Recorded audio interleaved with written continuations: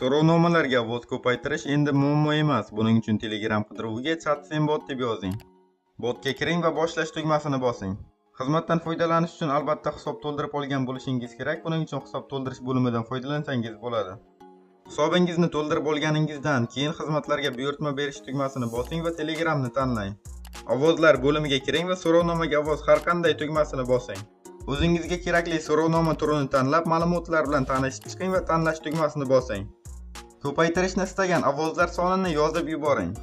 So'rovnoma havolasi yoki so'rovnomaning o'zini kanaldan uzatish tugmasini bosish orqali botga yuboring. Ovozlarni ko'paytirishni istagan ishtirokchini tanlang. Buyurtma ma'lumotlar bilan tanishib chiqing va tasdiqlash tugmasini bosing. Hozirda 6-maktabning ovozlar soni 1074 dona ekan. Birozdan so'ng natijani ko'rsataman. Buyurtma 24 daqiqada bajarildi. Natijani ko'rishingiz mumkin. Sizlar bilan Elbek Husanov bo'ldi. Ma'lumotlar manfaatli bo'lgan bo'lsa, obuna bo'lishni va like bosishni unutmang. Botdan foydalanib ko'rgandan so'ng albatta fikrlaringizni izohlarda yozib qoldiring.